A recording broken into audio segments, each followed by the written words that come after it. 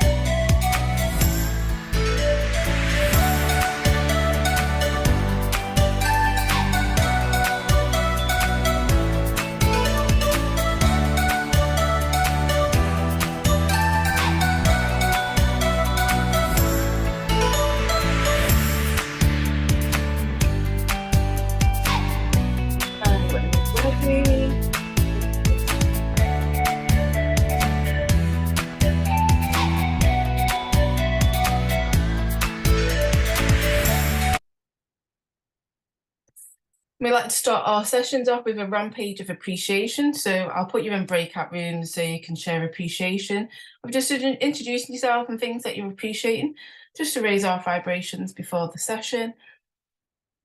And you can get to know each other. I'm just going to pause. Well, you know, I always like it if you introduce me instead of me. I can't scratch my back as well as somebody else can. Yes, I can tell everyone how amazing you are. Yeah.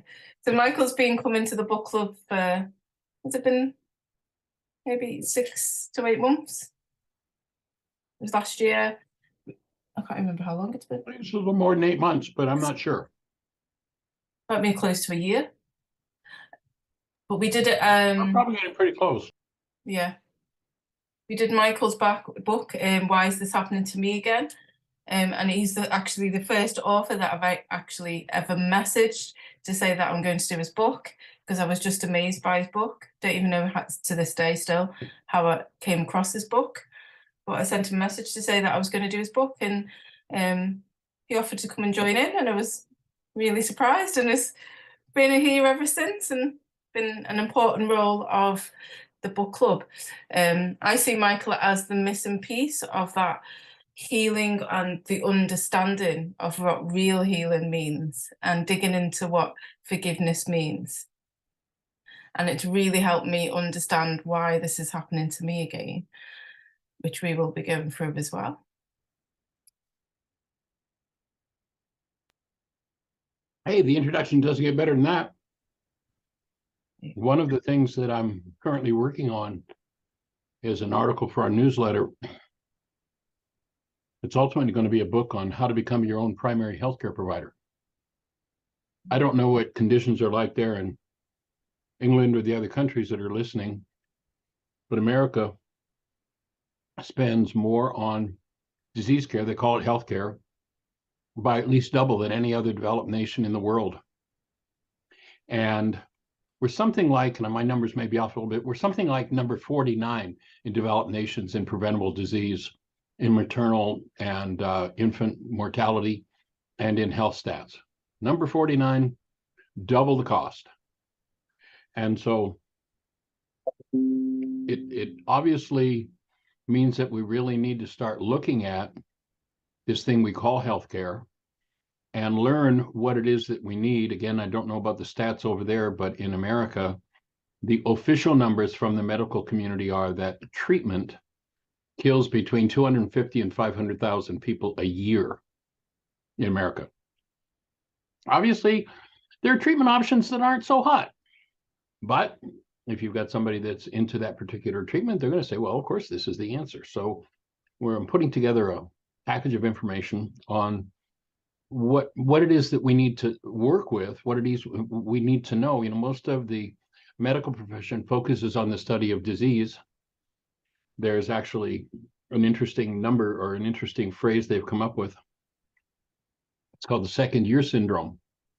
And the second year of studying diseases, whether it's psychology or physiology, the students that are studying it are developing the diseases that they're studying.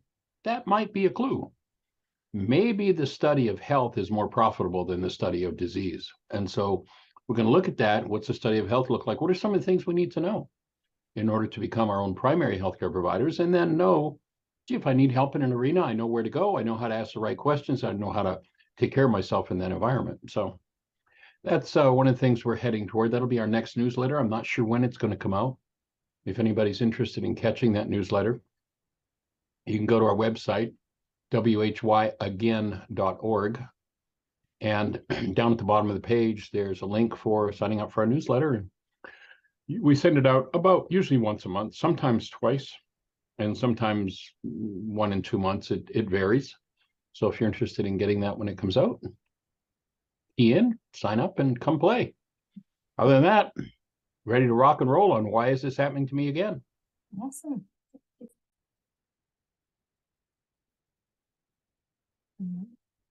So to remember to breathe through this session, because triggers may come up. And holding your breath is exactly how you acquire a past about something and carry it with you. Holding your breath attaches the pain of an experience, a reality in the mind. If that reality is triggered, even through external circumstances, do not justify it. There will be pain. So remember to breathe. Notice what you're doing with your breath.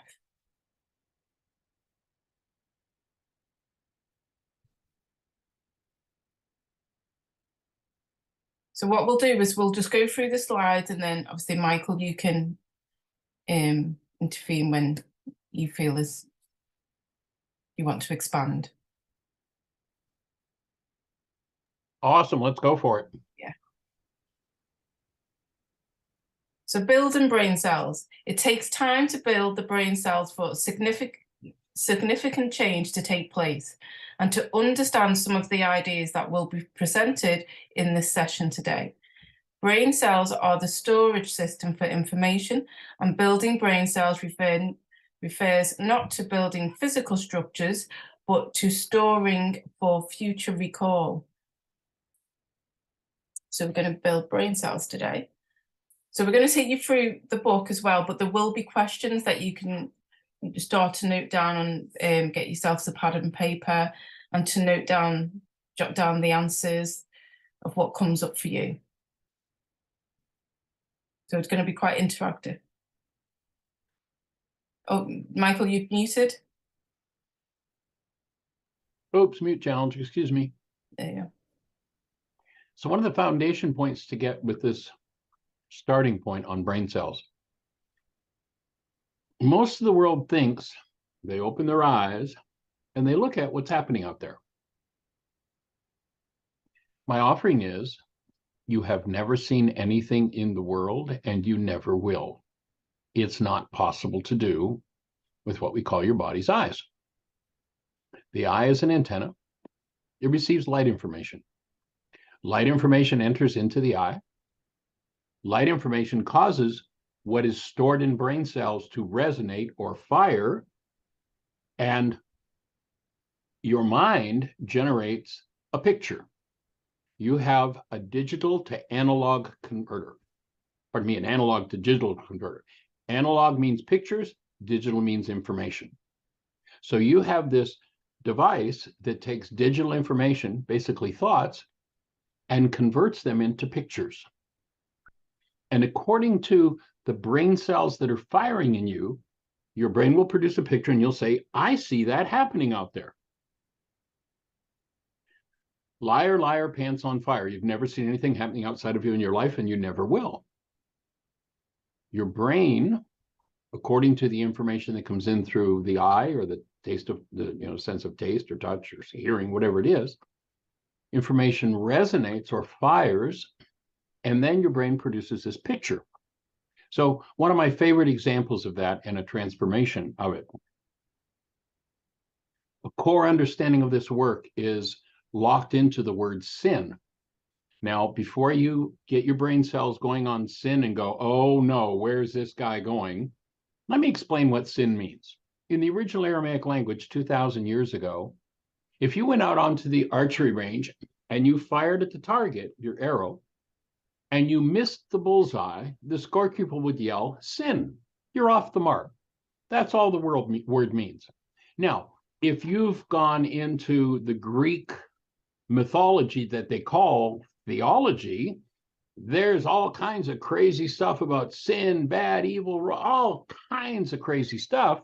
And so most people look through those brain cells and they shy away from the word, but it's a really important word to understand, because every energy that you take into your structure is stored holographically in every cell in your structure, including your genes. And if that energy is off the mark, then it creates a deterioration in your structure. So you really want to know if you're off the mark so that you can take that energy out of the system. And guess what? Let's build some new brain cells, if you haven't been part of this before, for forgiveness. What that means is, if you have negative information, if you have information that's off the mark in your structure for any given word, then you want to remove that content. You want to throw it away. That's called forgiveness in the original Aramaic language. Now, notice that we've had it all turned around in our cultures today. And sin is some terrible thing that I've done, and somebody's condemned me and going to send me to hell and all sorts of crazy stuff. But if I appeal to some higher power, it's going to fix it for me and it's going to forgive me. It's going to let me off the hook for doing that thing. Or I'll be told that I have to let you off the hook for the things that you do that my brain sees. Nobody is ever going to be forgiven for anything, because forgiveness has got nothing to do with being let off the hook. Though the whole world has brain cells that says forgiveness is about how I'm in pain, it's your fault, but it's okay, I'll be big about it, I'll forgive you. Well, we're going to give you some new brain cells for that. What would those new brain cells look like? If fear, rage, hatred, vengeance, anger, grief, and pain is resonating in me, I don't need some deity or some other person to forgive me for that. I need to have the technology and the tools to go inside myself and remove that from my structure so I'm freed of my pain. So there's no looking for somebody or something to forgive you. People go around with a sticker that says, I've been forgiven. There's no forgiveness in that. That's Greek pardoning. Being let off the hook for something is pardoning, which is a perfectly fine thing, nothing wrong with it, but it's not forgiveness. And if you engage in pardoning someone, but you never go in and do the forgiveness work, then here's what I guarantee. You see that book up there on the screen, the title of it? That's what you get to live. Why is this happening to me again? It's happening to you again and again and again because you have the brain cells for it. And if something resonates it's going to happen. If you recognize that and you have the technology and the tools and the brain cells to recognize it, if there's something that's off the mark, pain, trauma, and I know how to forgive, I'm going to drop into the part of me that holds that pain and trauma and remove it and be freed with it. That's forgiveness. And when you do that, you will not live the why is this happening to me again world. So perception is a construct. Information comes in using the example of the eyes. Think of the eyes as an energetic antenna. Light energy comes in. You can't look out through the antenna. You can't pull the TV antenna off the back of your TV. You've got a cable antenna on there. You can't look in that and look back into the cable station to see what's happening in the station through those wires any more than you can look out through your eyes. You can't look out through your eyes. It's a one-way valve. Information comes in, and according to what fires, the mind generates a construct called perception. Forgiveness is about collapsing our constructs, touching into the deeper hidden parts of the content of our own brain cell structure, and recognizing the energies that are off the mark. And sometimes those energies have been moving in our generations, in our family system, in our culture for centuries. And so forgiveness is about facing those things and removing them. So all the way through this, we hope you're going to be building brain cells. And hopefully, as I teach this, and this is something I've been developing for just a little better than 50 years now, hopefully I'll develop some new brain cells, have a new way of understanding, a new way of explaining, and reach, for me personally, a new level of my own personal work, because that's part of what I'm here to do. Does that make sense to everybody? Does that leave anybody with a thought or a question? This is kind of a foundation point. So if anybody's got a quick question, based on the content I've just talked about, not how are you going to fix this part of your mind? At this point, we're not, and through this session, we're not going to get into people's stories or traumas or problems or conflicts. What we're going to do is we're going to build some brain cells for how this why is this happening to me again process happens and how to undo it.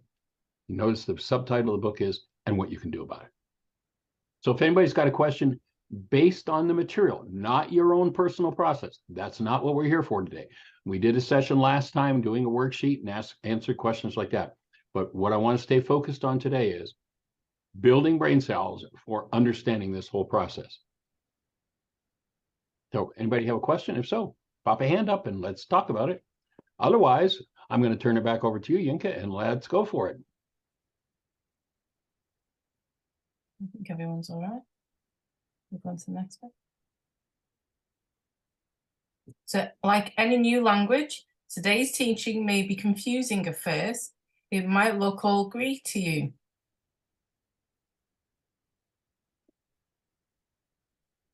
Be aware the tendency of the mind is to reject what's inconsistent with your current belief.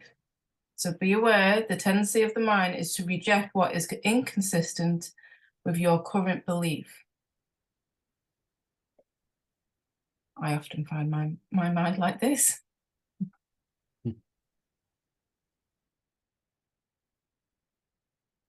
As a result of completing all these sessions, the reality structures in your mind will change. Life will be seen with new eyes. These teachings will seem to change, but of course, they remain the same. Your perception of this material and of old will shift as new levels unfold to you. So this is a journey that we're going to take together. I think at this stage in the book, I don't have it in front of me.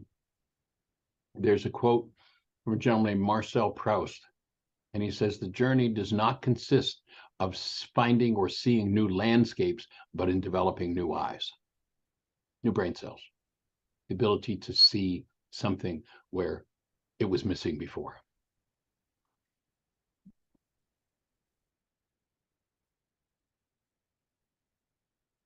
So if these sessions or anyone within these sessions triggers issues or feelings in you that you would prefer to avoid, great.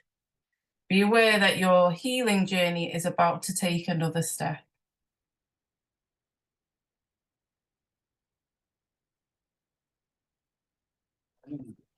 Using these tools calls for a different mindset than all too common. Or somebody needs to unmute. Too common victim or hero attitude and requires time, work, and willingness. The tools work, the rewards are extraordinary.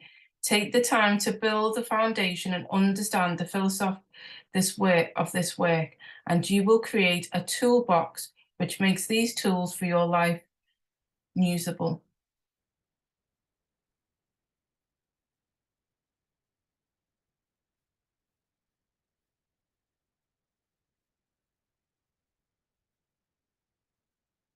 I'm just going to mute a minute.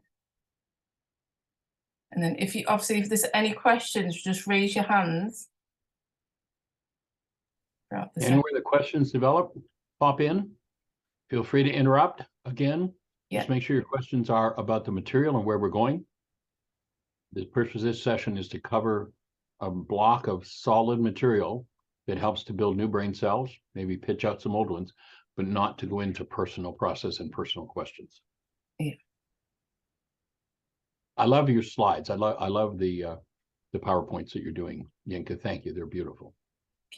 I love doing stuff for this book. And your life is about to change.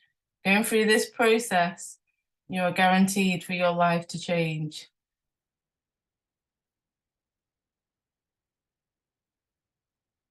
So Jan's raised a hand. Let me ask. There you go. How can you get to know about this? Yeah, just ever so quickly, the compliment to all of this gone through is the compliment and comment to go through all of this. I'm learning that even talking with other people, when I feel like I go through that state of rejection in myself, it's because of a sadness and awe that I missed out on getting emotionally sensitive intelligented via my parents. Though they missed that with me, I can now, to help myself get adultified and solid in my felt sense and intelligence emotionally, the workout of these things with skills, tools, this book, and so many other articles, that I'm growing more solid with my real being, and it's starting to show literacies that I never ever thought I could have. So I thank me, and I thank you guys too. Yeah. I'll put a piece in your statement, though. I'll just put an offering in there, and that is that not only do you want to be adultifying yourself, it's a good way to say it, but you're going to be applying forgiveness to remove from your structure the content that was put into the child's mind by what we'll identify as a power person. And a power person is someone who had more power over your life than you did, was not functioning as love, and you perceived it as survival. That's what it takes for a power person dynamic to be instilled in a mind. Once that occurs, until that power person dynamic is understood and cleaned up in the mind, the future life of that child as they grow into adulthood, and it doesn't matter what age they go to, is that they will be limited to 3 behaviors related to the power person. And the level of stress that they're under will determine which behavior is active and drives us to do behaviors. And the 3 behaviors are: when there's no stress, we'll do whatever we did to get along with our power person. They're the reality structures in the mind. When stress starts to build, the automatic decision system will kick in, and force us to do behaviorally whatever it is we did to resist and survive with our power person. And then when we become ultra stressed, the mind will kick in, the automatic decision system will force us to do the things that our power person did to us that we hated the most. So the forgiveness aspect of the journey, you're talking about building new brain cells and going to new places, but you can't go to those new places unless you undo the underlying dynamics involved in the power person and then go on building those brain cells. So just that's where the forgiveness process is going to come in. And so my offering would be that probably doing some forgiveness work around the desire for your parents to have parented you properly. That would be a goal that you had for them. And the core of forgiveness, the word forgive in Aramaic is shabag. It means to cancel. When you're, let's say, when someone's in pain or trauma about, I didn't get the parenting that I needed, forgiveness looks like I had a goal for them to do that. And when I load that goal in my mind, it resonates some of my pain. The word forgive in Aramaic is shabag. It means to cancel. When I cancel that goal, that pained construct in my mind is going to collapse in on itself. And when it collapses in on itself, it gives me access to the underlying energetic patterns that hold those unconscious behavior dynamics. And when I expose those underlying energies to love, they dissolve. They no longer have a hold over me. And now I've got a whole new space in which to build the brain cells to go to the stars.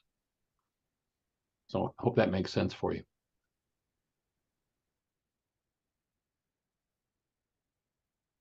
Gotcha. Thank you.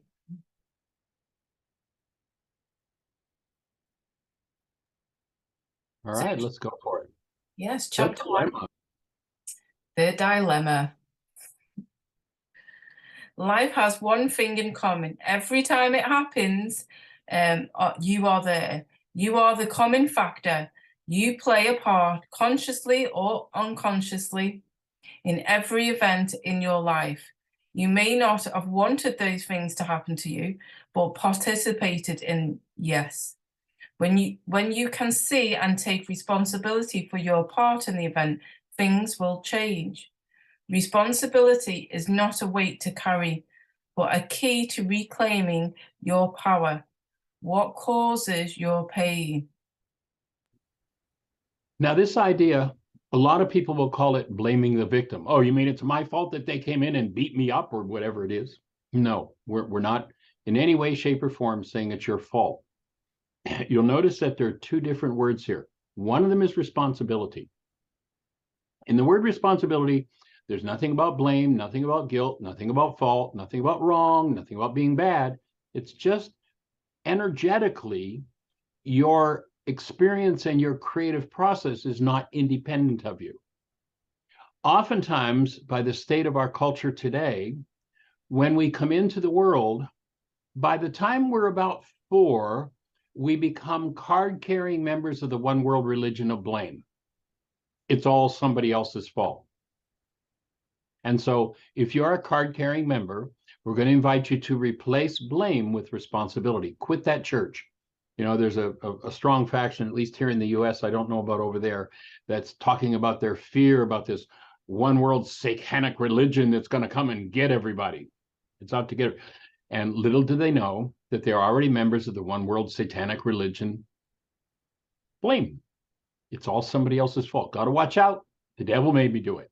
All kinds of excuses that people use to take their creative process and make somebody else responsible for it.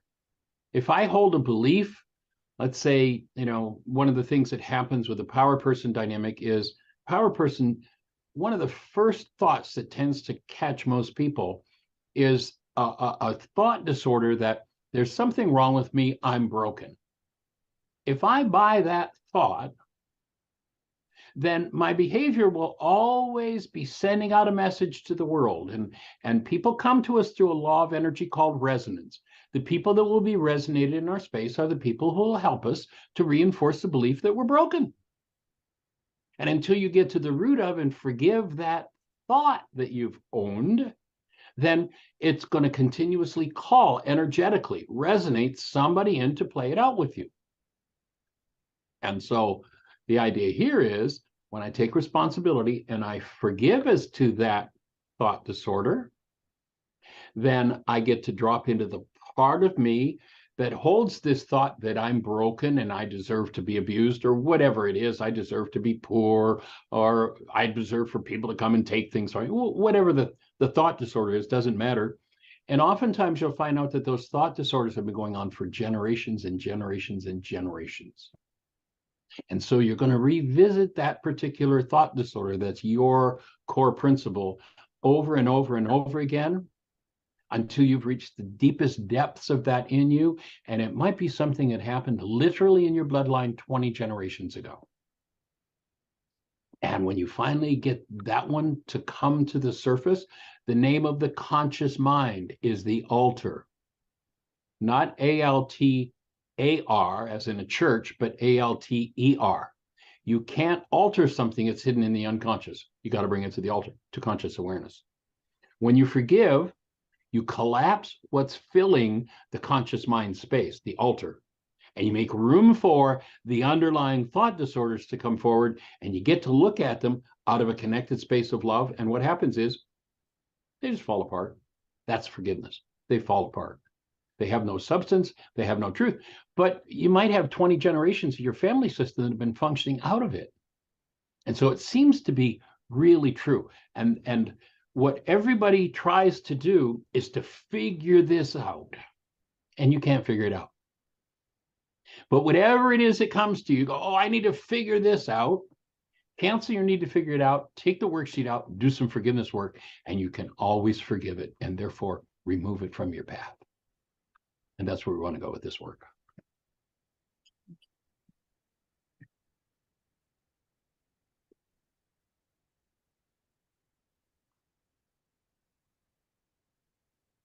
So Richard is a successful man in his late 30s, was on his way out west following the bank breakup of another marriage when he called earlier one morning. I just finished reading the book, The Celestine Prophecy by James Redfield. The friend who gave it to me told me about your work and that suggested I give you a call when I got to Springfield. He said you might have some answers for me and help me make sense of things I don't know. Maybe it's a waste of time for us to meet, but my life is a mess and I am desperate. I like the graphic that you picked up for this one, Yinka, because this is Richard. He wants to hide from everything. He is an absolute card-carrying member of the one world religion of blame. It's everybody. He's on his third divorce. It's those women, and all he has to do is get away from Dodge, get away from town, and then everything will be okay in his life. So here he is hiding behind the book. Perfect, perfect. And it's a wonderful book to hide behind.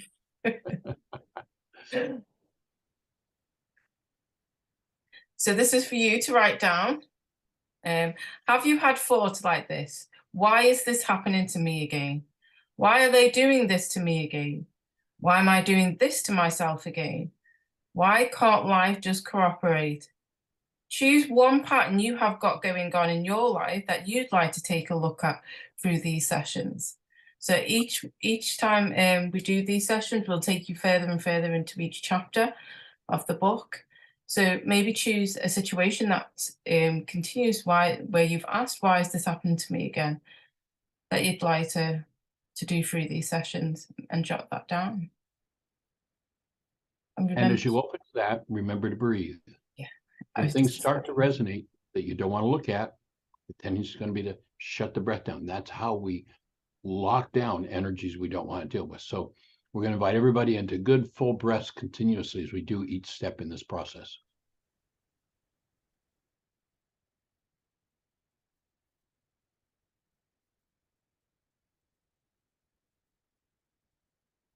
I'll just give you a few moments to write that down for yourselves. You're welcome to share it in the chat if you want to share it in the chat as well.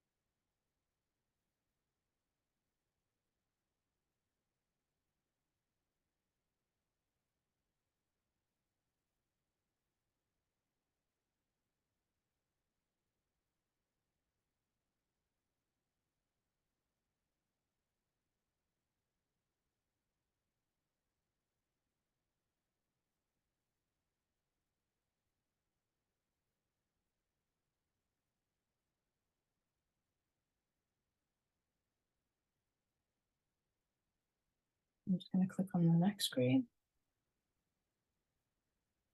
So Richard's dilemma, broken relationship and marriage. He expresses frustration, anger, and fear. Michael noticed that there are uncertainty in Richard's voice, and that seemed to be controlled anger, bordering on violence. This is often to be a product of tremendous frustration and a feeling out of control. Issues Michael encounters often among the individuals with whom he works.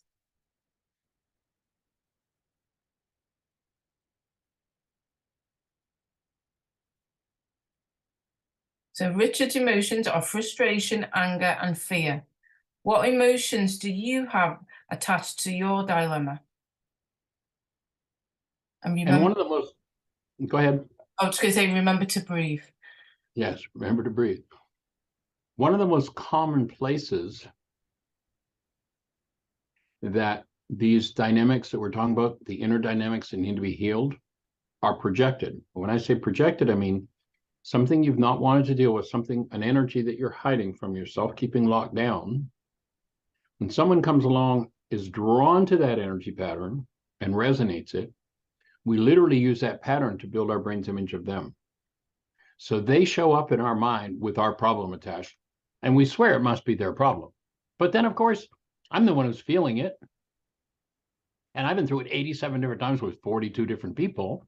Maybe after a while, I start to suspect that maybe this is about me and it isn't all them. And once you get that, now that can be a heavy duty piece of information to get, because you can then, if one of your thought disorders is I'm to blame, that can be a heavy duty, boy, you load the whole thing on yourself. But ultimately, it's the best news you will ever hear. Because what will happen is step by step, stage by stage, you will remove from your structure, from your mind, from your physiology, from your genes, from your generations, from the world, pains and traumas that previously were thought to be untouchable. They will all be removed.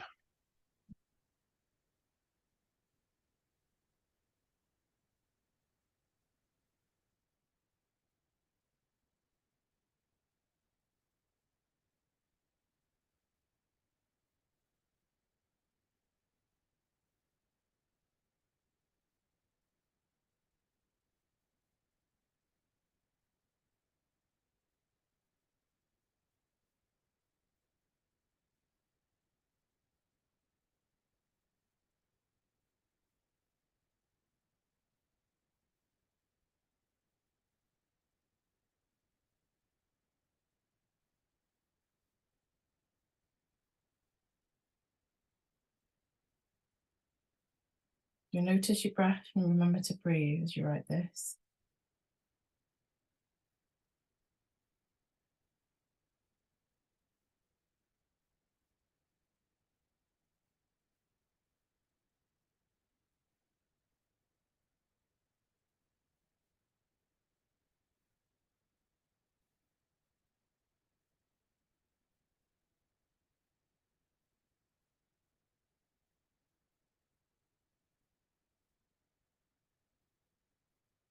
I'm just going to take it to the next slide and hopefully you've all written it down.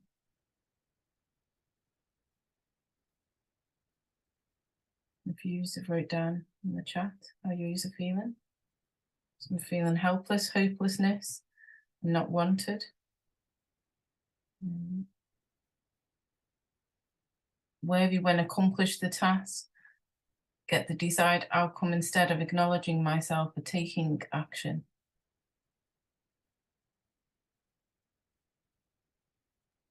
Or to put I'm only okay or valuable, worthy when I've accomplished tasks. You'll notice in the graphic, Richard, the guy in the green shirt, is using the tactic of the culture. And he's avoiding his feelings by pretending that his thoughts are feelings. Oh, I feel it's helpless. There really isn't any answer. They're not feelings, they're thoughts. Those thoughts, when they hit a cell, when they interact with a cell, let me back up a little bit. If we go to the opening words in the book of John, in the ancient Aramaic scriptures, we're told it says, in the beginning was the Word, and the Word became flesh. In Aramaic, that's not what it says. What it says is, in the beginning was the mind energy, and the mind energy became flesh. Now, what the cell biologists are showing us today is when we think of thought, that thought produces an actual molecule in our structure. It's called a neuropeptide. That neuropeptide circulates around in our structure until it finds a cell with a receptor site that matches. It lands on the cell, and now this is a thought, this is a molecule, lands, structure of it is molecular, but it's a thought, lands on the cell and inserts it. And if we were inside the cell looking at that come in, what we'd see, what we'd call what's coming in is chemistry. Mind energy becoming flesh. When that neuropeptide hits the cell, it creates a warning signal called emotion. Oh, I'm angry, I'm sad. I'm angry, I'm sad means the thought that I'm putting into this cell is destructive. I'm being warned. But what most people do is they avoid their feelings altogether, and they have thoughts, and they stay stuck in their heads, and they never clean up what's going on in their bodies. So we're inviting people to build the brain cells for doing something different. Oh, I think that Charlie is just, or I'm feeling like Charlie is just wrong. That's all. Okay, so now I want to stop. So I'm having a thought that Charlie's wrong. When I think the thought that Charlie's wrong, what do I feel? What moves in me in the way of emotion? Oh, rage. So now here's what I'm doing to myself. By putting the mind energy of somebody else is to blame, my cells go into rage. That's mine. And that's not healthy. So I want to start touching into those things and removing them from my structure to let go of those habits of thinking in order to get to something else. Does that make sense for everybody?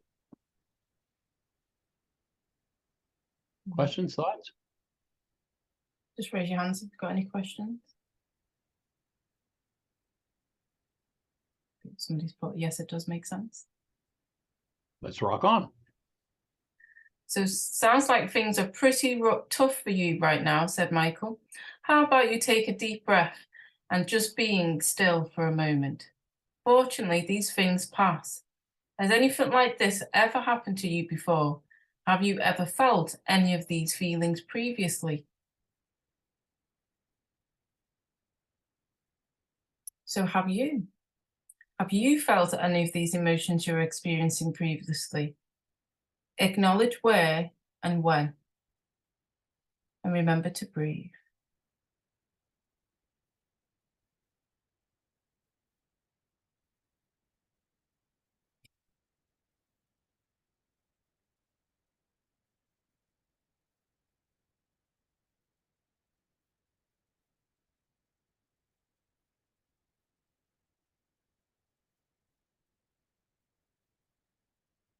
You can write it in the chat if you want to. You don't have to. If you want to share it, you can share and support each other if you want to.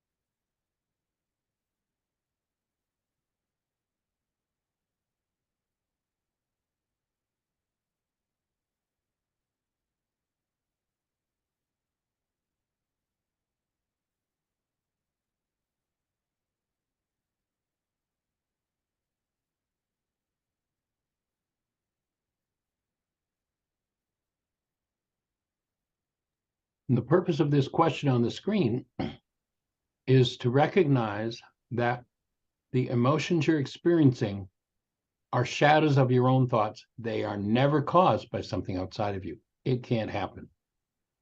But people can come along and resonate those thoughts, and then those emotions come up, and we tend to deny the step in between where that's happening inside of us, and they go straight to, oh, this is happening to me, so you must be to blame. Again, that's the mark of a card-carrying member of the one world religion of blame.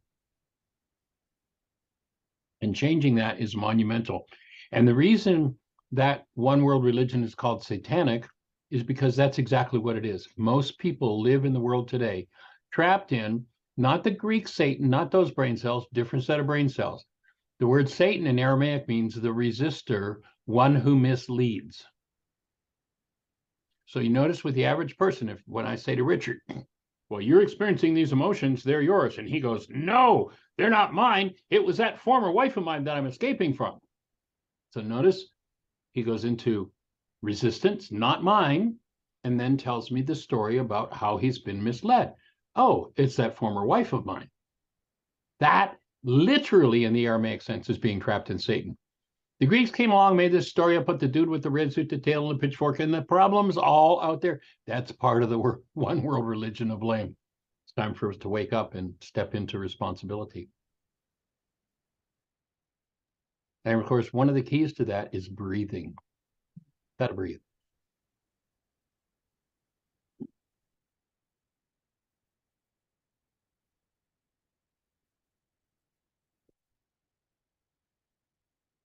So Richard admitted that many times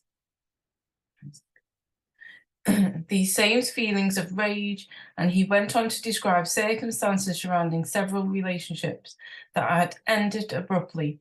He related to his belief that no matter what he did or how he acted, relationships and life are hopeless. He explained that he was moving again to escape painful memories that haunted him in each city that had been his home. Richard felt victimized, alone, confused about how his life was going.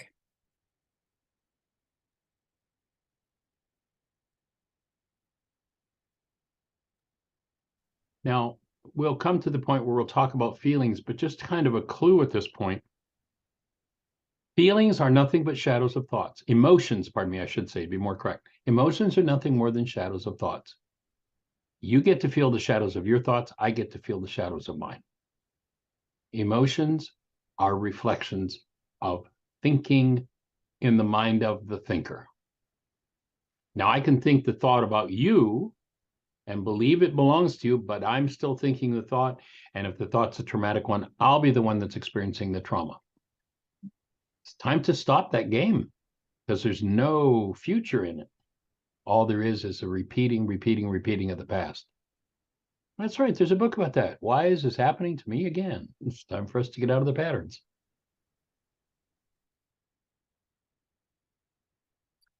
So Michael suggests to Richard notices that each situation in your life has one thing in common. Every time it happens, you are there. You are the common factor. You play a part consciously or unconsciously in every event in your life. Are you telling me I want those things to happen to me? Richard angrily spurted. Wanted, no. Participated in, yes. When you can see and take responsibility for your part in the event, things will change. Responsibility is not weight to carry, but a key to reclaiming your power, replies Michael. So what victim thought do you have around your dilemma? Who is to blame for your dilemma? And breathe.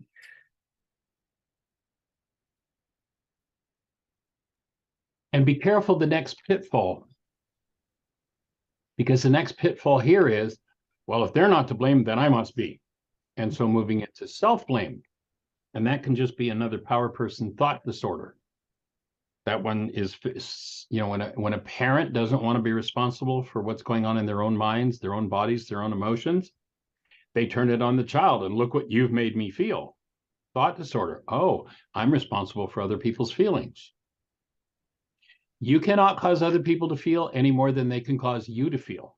You can resonate the thoughts that create the feelings they're going to have, but you can't directly cause anyone to feel anything, and vice versa. So when you choose to change your thinking, your emotions, your feelings change. The whole game changes. So it's all a wake-up call. So we've got Corey's raised a hand. Have you got a question in relation to this? I'll just unmute you. There you go. Hey, Corey, what's your thought?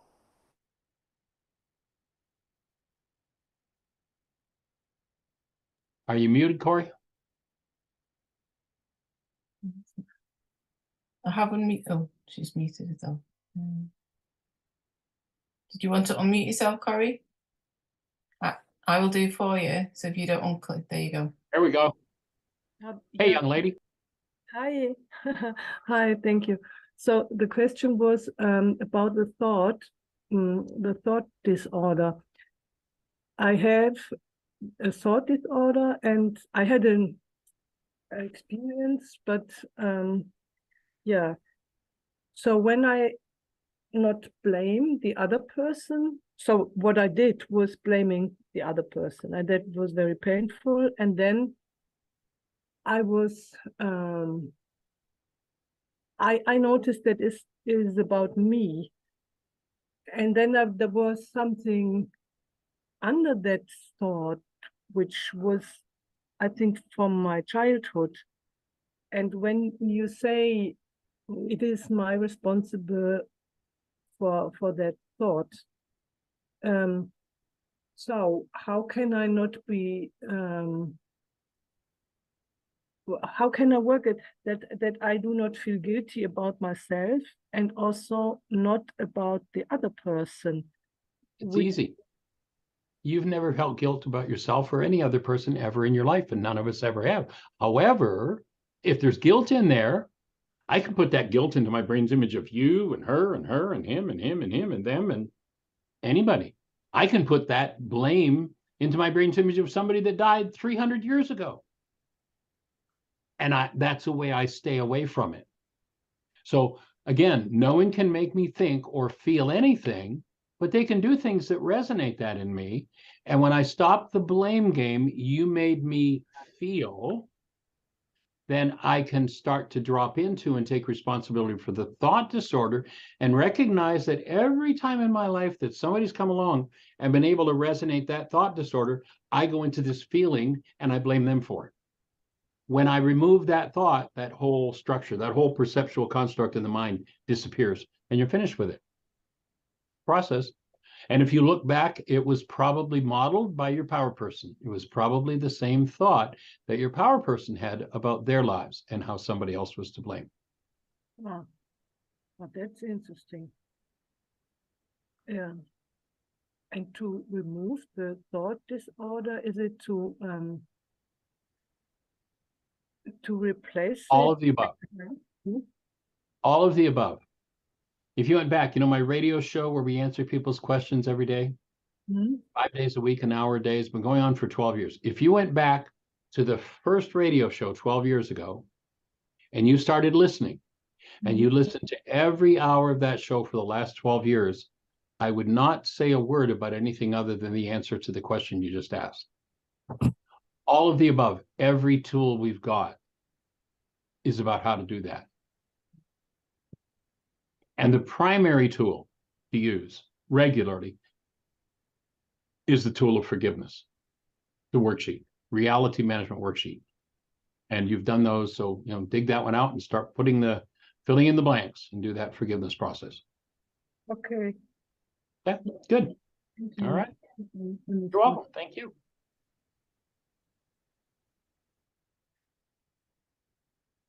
Oh, and victimhood. Oh, that's such a big one today, especially here in America. I don't know if you're listening to any media, but there are some particular big personalities in America today that every conversation is about, I did it perfectly. They're to blame. They're to blame.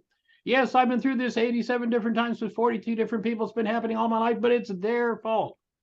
And I mean, it's just like, it's such a, when you look at it, it's such a laughable thing when you're at all conscious that it just makes the whole thing very clear. The blame religion is a big one. It's got to go. And it only goes when individuals start doing their work and free themselves from it.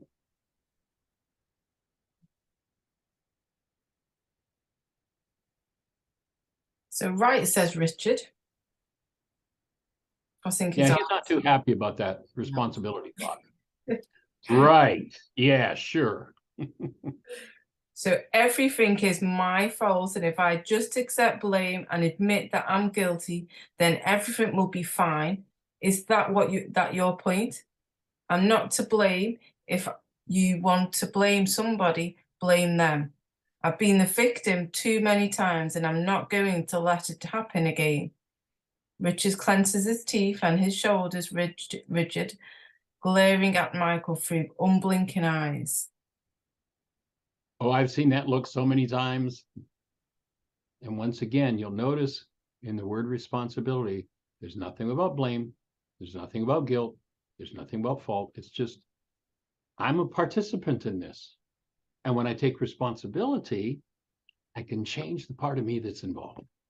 As long as I'm in denial and blaming somebody else, the part of me that perpetuates the pattern is not reachable and not changeable for me. What I want to do is go inside myself and forgive that pattern.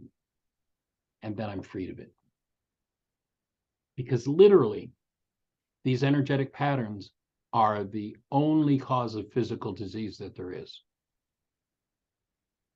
These patterns result in literal chemistry in the cell changing, the cell degrading, becoming diseased. Enough of that and people die. And death's not required. So time to give it up. Yes.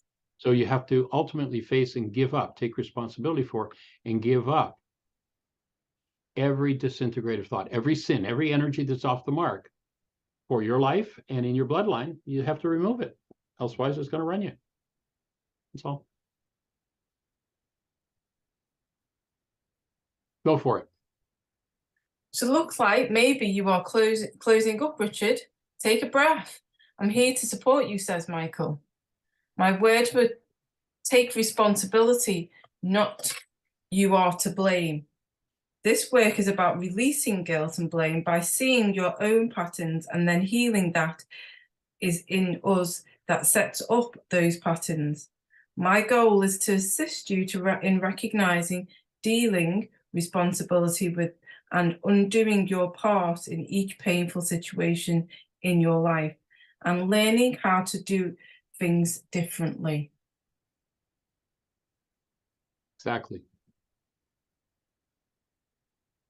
So there are reactive patterns in the mind.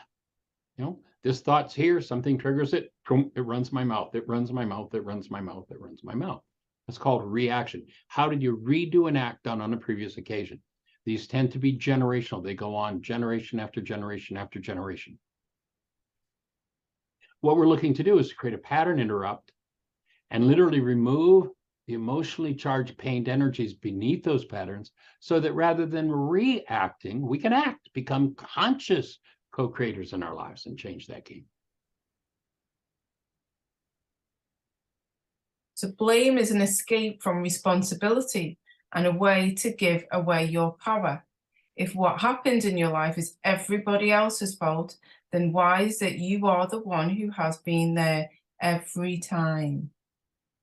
If they are the ones with the problem, why are you the one with the pain? And breathe. That's a big question.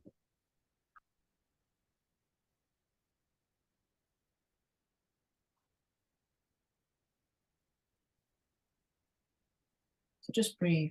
We're going to take a moment to just breathe.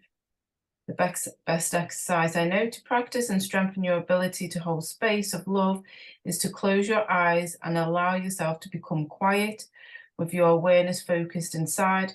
Think of that which inspires you, the clearest, strongest, most powerful love you are capable of feeling.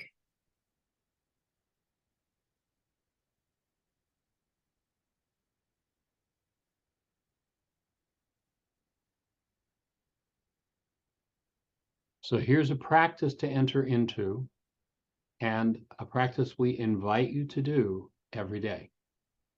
You look at that newborn face. If you hold a newborn child and tap into their essence, you're going to find that the essence of the human being is love.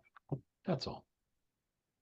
And we're going to invite you to if you're not in that space of your own accord, we're going to invite you to reestablish your relationship with your true self as love. And then we'll go about dissolving the false self that isn't true, that isn't you.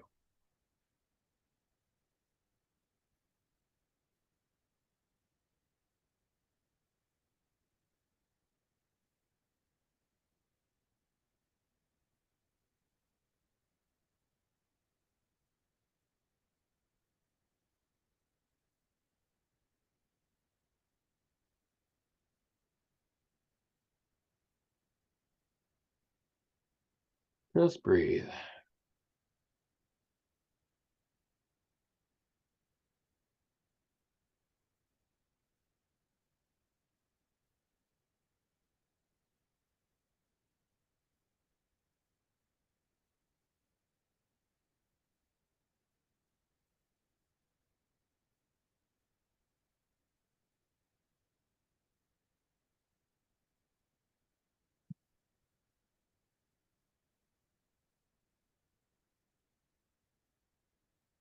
We can either do a breakout room to share what you will take from the session today, because that is chapter 1.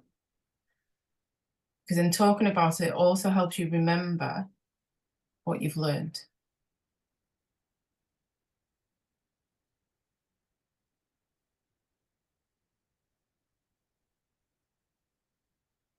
You might want to share any triggers that have come up for you, or any new knowledge that you didn't know before, or you've understood it in a different way.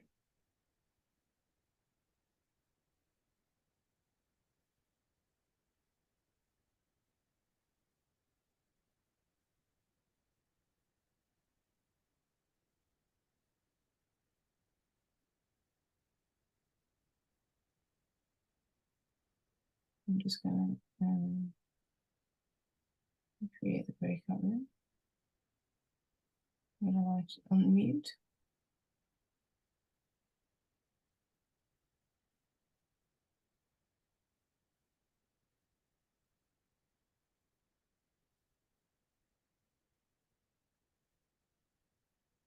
I'm sure that's not.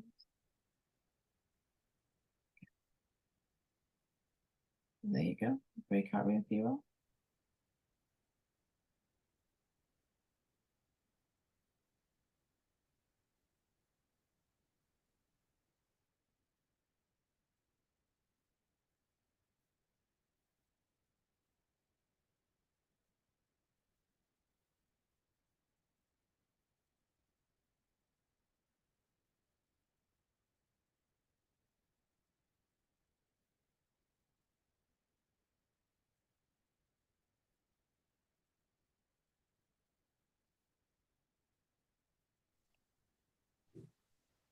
Inka, can you hear me? Yes, I can. So today we won't do the worksheet, right? Yeah, today's not the worksheet. At least you're not. Oh, did we lose some there? So yeah, we just lost that first bit when we came back from the room. Cool. So I've put in the chat for the Heartland Aramaic Forgiveness app. For those that, because if you don't have the worksheet yet, to have a go with the app because it's nice and easy. It's on your phones. You can get on your phones and your iPads, and it's nice and easy just to have a go. And all you have to do is go to your app store and just type in Heartland Aramaic Forgiveness. Heartland, one word, Aramaic Forgiveness. There's the app. Download it. You're doing worksheets right on the app. And as you're doing it, there's a button on every page of the app. If you have a question, gee, I'm on step 3 and I don't understand it. What does this mean? Just hit that button. I don't understand. Be specific with your question. Hit send. Jeannie will receive the email from the app. On the next radio show, she'll read your question, we'll answer the question on the show, and then she'll send you back an email telling you where we answered it. Or if you have access phone-wise to a US phone, you can call the show and listen to it 5 days a week from 1 till 2 o'clock Eastern time. And or if you go to Blog Talk Radio, Mind Shifters Radio on Blog Talk, you can create an account. They're very private with email addresses. They don't abuse them. And you can register and you can listen to the show on your computer and ask questions in the chat room, you know, if you don't have access to a free US telephone. So there are lots of ways to access the help. And our website is, it's whyagain.org. And it's about 20,000 pages. There's all kinds of free material on it. So there's all kinds of free support. And or if you're in a position to and you want to support us, there are materials, there are books, there are DVDs or streaming videos. And we have one course right now called Codependence to Interdependence. That's a mixture of several different courses, about 90 hours of video work that just walks right through the whole codependence. Why is this happening to me again? Healing through relationships and communication. Did you hear what I think I said? It's about 90 hours of video. And it includes evaluations, pre and post evaluation on what we call a personal code. What are the personal set of rules? And what are the holes in your mind that keep you blocked? The evaluation tells you exactly where to work, gives you assignments for that. And as you go through the course, when you finish the course, then you do the evaluation again, and you know exactly how effective your work has been and what your next assignments are as you complete the course. So, and all that information is in the chat. If you're watching this on YouTube, I will put it in the comments as well, so it's easily found. Perfect. And we've just got a question from Dua that she'd like to ask. Go for it. Yeah, hi, Michael. Actually, I've done the forgiveness before, like many times, and I feel like I forgive that person. But when it comes to the real... Let's stop there. Let's not go past that mistake. Here's my input. Never, ever, ever forgive anybody ever for anything, and never forgive yourself. But forgive continuously. Now, that seems like a conflict. We live in a Greek mindset culture that tells us that forgiveness is how I'm going to let you off the hook for what's happening inside of me. Never do that. Never forgive anyone. But learn how to collapse the pained perceptual constructs of your mind. When they collapse, you access what's underneath them that needs to be healed. You bring that forward in the presence of love, and that dissolves, and that's forgiveness. So forgive continuously, but never forgive anyone. Does that make sense? Yeah. You got to come out of the Greek brainwash, the Greek error of forgiving others or forgiving ourselves.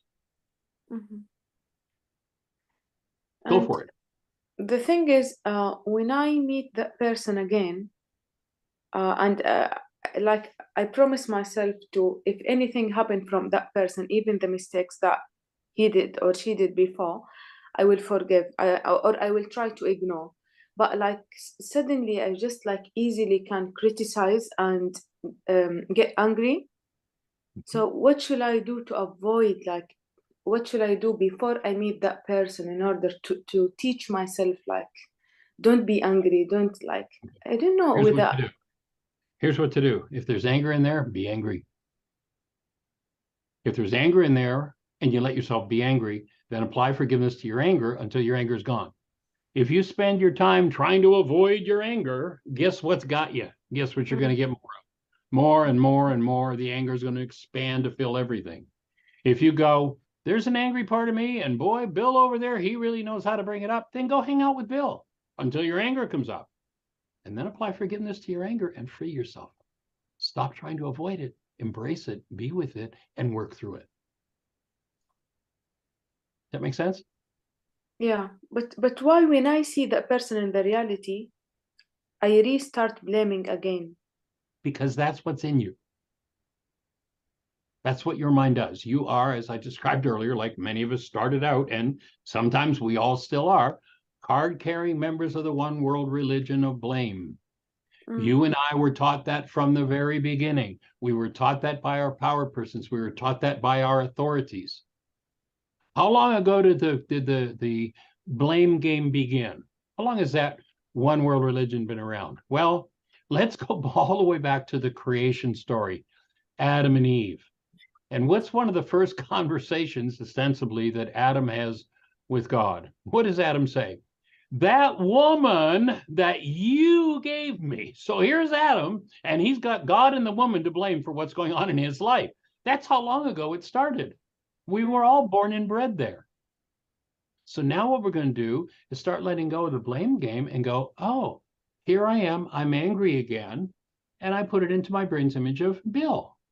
So now I'm going to look at the goal I hold for Bill. I'm going to apply forgiveness to that, and I'm going to collapse that picture and touch into the deeper part of my anger. Oh, there's Harry over there. Harry makes me so angry. Oops, I'm lying to myself again. I'm back into that one world religion of blame stuff. I'm angry again. Okay, what's the goal I'm holding for Harry that causes my mind to use anger to build my brain's image of him? Now I'm going to cancel that goal, collapse that, forgive that aspect of it. And you may do that hundreds of times before you're finished with it. Okay, thank you. That's the process. Cool. Well, I see a couple more hands. So you want to pick somebody? We've got Jan next. Okay, Jan. Yeah.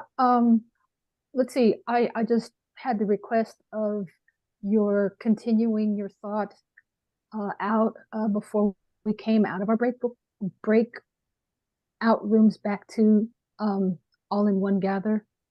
It's a request. If we don't have time or something else, go for it. Then... okay. I was to repeat. I had said in breakout room that I really do sense that each and every time we bust through these situations of ourselves that have been lodging not only in our own body, but also back probably thousands of years, that there's higher above us that I feel energetically cheers us on to go more through the do of that than just stay stuck. And the literacies that show up in our life, I really have been experiencing them as I've done this. And as long as I'm in an embodied by with which to can do it, I'll go through it. It's not work that's empty and painful, but quite the radical goes on if I can get through, because man, the literacies are so worth them showing up because the work gets done. And I really think that there's just above our third dimension body that wants us to, one of the things I've done a lot of work with over the years is a thing called A Course in Miracles. And the Course in Miracles this way: you need not seek for love. You need only seek, find, and release the barriers you built within yourself against it. And as you do that work and you let go of those barriers, the only thing left is who you are. And now we start out with experiencing ourselves as the active presence of love, as long as we've worked through the blocks. And that's what I hear you saying. It fits very well. Yeah. Yes. Thank you. Thank you. Cool. Thank you. Delighted. Thank you. And we're going to be doing the Course in Miracles. I think it's June and July, or July and August, one or the other. Yeah. Oh, really? Cool. Spend 2 months on it because it's a rather big book. Woo! Okay. Well, let me just throw in a thought here. I would suggest, if you're going to do the Course in Miracles, because it's a rather big book, you plan to dedicate 2 years to it. Okay. 2 months. You can't even scratch the surface of it. Yes. We shall start this year. Yeah, there you go. Maria. Hi again. Michael, can you just clarify a little bit about the power person? Yes, what would you need clarified? So the power person is like the person that installs the negative thinking in your brain or the negative programming. Well, I wouldn't go so far. Hold on. I wouldn't go so far as to say they install it, because now we're back into the blame game. But here's the way it develops. 3 things happen simultaneously with a child and a parent, usually. Now, I've worked with, I think in one case, I worked with a man who was in his 70s. He was in a store and the store was robbed and the guy held a gun to his head and he was just locked into that power person dynamic. So it's not always a child and parent, but usually is. And so 3 things occur to install a power person dynamic in anyone's mind. It isn't that they install it, but this is how it is installed. 1, that person has more power over my life than I do. 2, that person is not functioning as love. 3, I perceive the situation as survival. When those 3 things come together, again, it's usually a child, unconsciously, as an energy system, I open my energy field wide. I become like a sponge and I absorb. I just suck everything in the environment in. Every thought, every feeling, every emotion, every energy that's in the environment is now in the core of my being. For the rest of my life, and my offering is, this is what runs the world. It runs every church, every family, every business, every government, every organization, every community in the world. Rarely have I met anybody who's even started to conceive of, let alone work through this power person dynamic. And so 3 behaviors, only 3 are possible for the person who has that power person dynamic in their mind. And the level of stress that they're under determines which of the 3 behaviors is active. So I just invite everybody to look at your life and see if this is true for you. And I promise it is. When there's little or no stress, the automatic decision system will kick in and cause us to behave in a way that we behaved to get along with our power person. When stress starts to build, then my mind will shift the behavior prompts it gives me, and I'll be prompted to do the behaviors that I did to resist and survive with my power person, to keep them at bay and survive it. And then when I become ultra stressed, I will do what my power person did to me that I hated the most.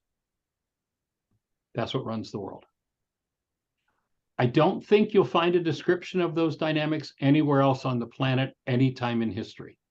The only place I know of it is in this work. And it comes right out of the 1st century Aramaic language. And so what do I need to do? I start to forgive as to those dynamics in myself.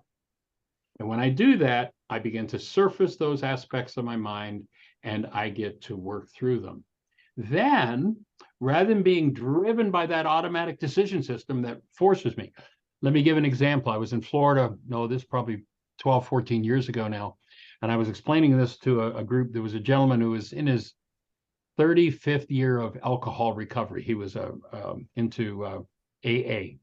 And he invited me to come to his AA group. He actually has an extremely large website on the internet for alcoholics anywhere in the world to do meetings online.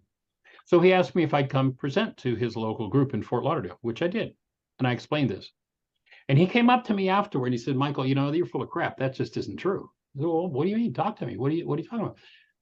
When I was a kid, my father was hatefully and horribly abusive. And he beat me virtually every day of my childhood. Now, I have a son, and I have never laid a hand on my son. Therefore, your thesis is incorrect. And he was kind of, being kind of tough about it. I said, okay, I hear you. Let me ask a question. Now, here's the point where, after I asked this question, I could have knocked him over with a feather. Okay, I got it. So you were strong enough to not lay a hand on your son. But here you are, 35 years in recovery, you're running a huge recovery group. how much time do you still spend having to withhold your fists and keep from hitting people? Could have knocked him over the feather.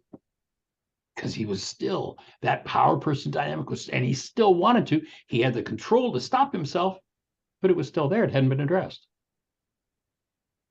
And so it's just, you know, part of the forgiveness process is the unwinding and the forgiving of that. Does that make sense? Wow, I'm speechless. It makes loads of sense for me.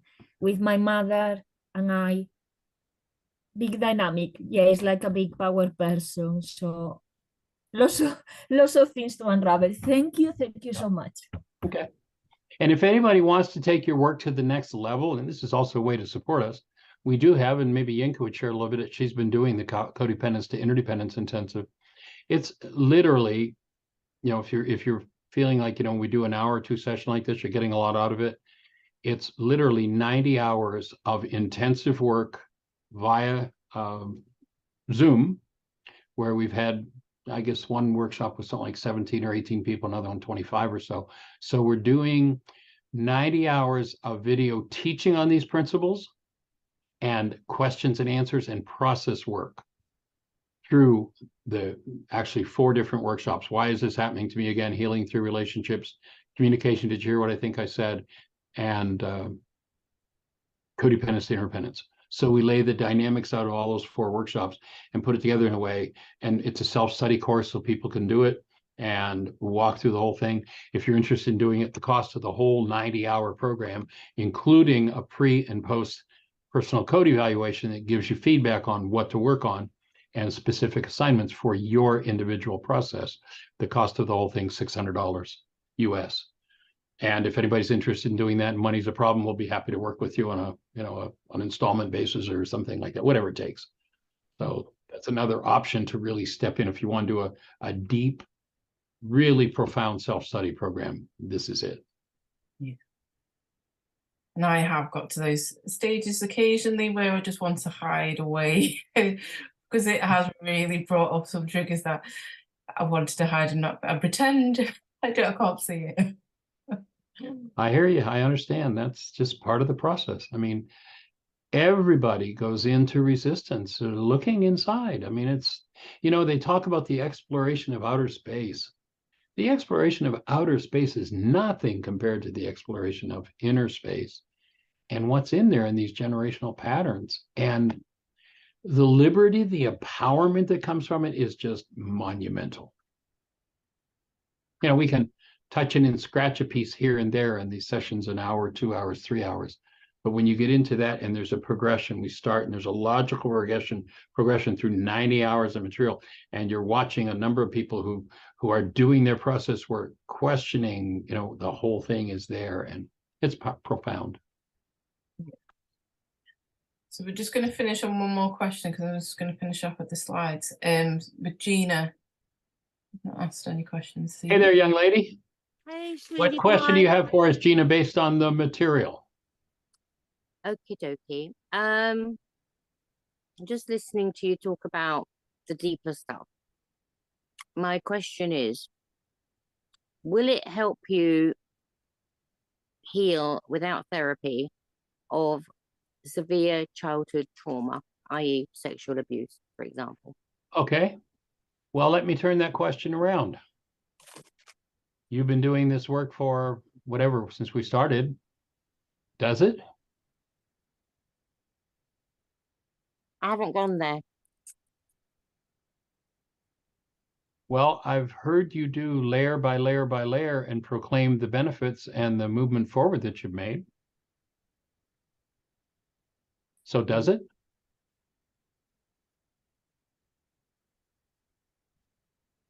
I was asking you.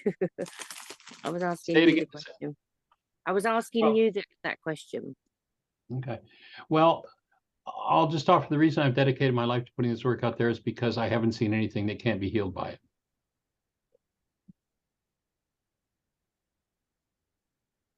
Over the years, I've had dozens of people on the verge of suicide that said, wow, I started doing your work. I'm ever glad I didn't kill myself because I got it and I'm finished with that. And yes, I've watched people deal with and process through horrendous physical abuse, emotional abuse, and sexual abuse. Yes. Financial abuse. Yes. All of it. Yes. And will. that's just by doing a worksheet? No. Well, as you recall, when the question was asked earlier, I suggested all of the above, not just the worksheet. That's one of the main tools, but every tool that we talk about. And we've talked about many of them on this show. And as I say, you could go back to day one in our radio archives. You're well over 4. If you're ready to go for it, you can do this for free. You know, if you want to do the codependence to interdependence intensive, yeah, there's a fee involved in that, and it's part of what supports us. But if you don't want to put any money up, go to the archives in our radio show. Just go to whyagain.org. There's a picture of a microphone. Click on it, drill down, and go back to 12 years ago and start listening. There are over 4,000 hours. It's not about putting money every down. Tool we teach. Pardon me? I said it's not about putting money down. It's being prepared to take on that big responsibility of healing. Well, you know, you either carry it around unconsciously, or you, as you say, take on responsibility and heal it. It's there. It's going to have its impact. You either face it and deal with it, or you just keep carrying it around unconsciously, and ultimately it's what kills us.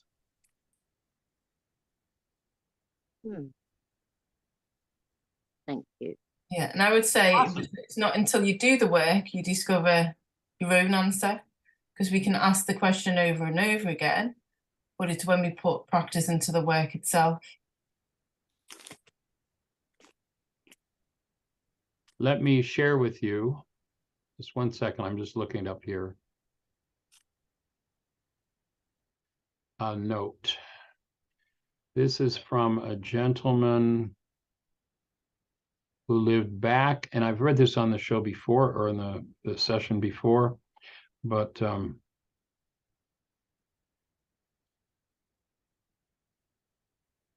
there's a gentleman named Francois Fenelon. And he lived back late 1600s, early 1700s. And he was actually a bishop in the Roman Church. Here's what he wrote. This is a guy who died in 1751. So he didn't write it for you or you or you or you or me. He just wrote it because this is how the work works. Here's what he says. As the light, and you know, as you're working together in a group like this and people come together with their light, the light increases. So as the light increases, we see ourselves to be worse than we thought. We are amazed at our former blindness as we see issuing forth from the depths of our heart a whole swarm of shameful feelings, like filthy reptiles crawling from a hidden cave. We never could have believed that we harbored such things, and we stand aghast as we watch them gradually appear. But while our faults diminish, the light by which we see them waxes brighter, and we're filled with horror. This is part of the process, folks. Bear in mind, he says, for your comfort, that we only perceive our malady when the cure begins. So as you step in and start to do your work, you're going to uncover things that are just like bizarre, painful, crazy, and it doesn't matter how bizarre, painful, or crazy it is. If you stick to the principles, it'll heal. That's all it'll heal. It's not a big deal. Unless your mind's got realities about making it a big deal, and then it'll be a really big deal. So that's the process.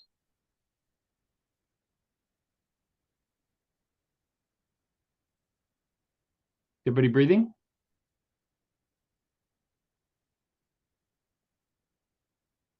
All right, let's go for it. I think actually they are the last slide. 1 second. Yeah. So it's just finishing off with some gentle music. All right. Before we close out, any other questions? I don't know if everybody realized we were getting ready to close out, but we'll be doing what causes your pain next. That takes it to the next level. In the meantime, go get a copy. If you don't have a copy of the book, you can order on Amazon or eBay. It's out of print. I can't sell you one, but they usually are on there for $2, $3, $4, $5. Order one, or without having to do that, you can go to our website, whyagain.org. There's a picture of the book, just like you see on the page. Click on it, drill down, and you can pick up a copy of the book in any one of 7 languages, and they're free. So get it, read it, pre-read the chapter before we do the next session 2 weeks from now, and start to look at that. And as you build the brain cells, like I'll offer this. I wrote the book close to 30 years ago. I still learn from it when I read it. So I promise you, get it, read it, and then come back to the session and you'll learn more. And then when you read it again, you'll learn more, and then you'll learn more. I went to speak in Birmingham, Alabama. This was a couple of years ago, and there was a woman who was part of the organization I was speaking for, and she invited my wife and I to stay at her home. And we got there, she's like, it's nice to meet you and nice to hear about your work. I'm really excited to find out what you do. And we were there a day or two, and she was going through her bookshelf and found this book on the shelf. Why is this happening to me again? She had it filled with notes. She didn't even know she'd read it. That's how the mind, that's how that pit that Francois Fenelon was talking about works. We put things into the divine forgettery. But it's a process of building brain cells, and it will build and build and build and build as you study it and as you work with it, and particularly as you use the tools. So delighted to be with you. Any other question before we listen to some music? All right, let's go for it. Thank you. Thank you for joining us. Blessings. And thank you, Michael. Huge appreciation for putting this together. Absolutely. You are most welcome and deserving. Thank you. So I shall mute us all and put Thank you. You are most welcome. Yeah, thank you, Michael and Yinka. Wonderful. Thank you. By the way, when this is finished, this session will be available. I promise you can go back and listen to it once, twice, 3, 10 times. And on the 10th time, you'll know more about this, far more than you knew on the 2nd, 3rd, or 4th listening. So it's there. Blessings. Thank you. Big thank you, Michael. Thank you. You're welcome and deserving.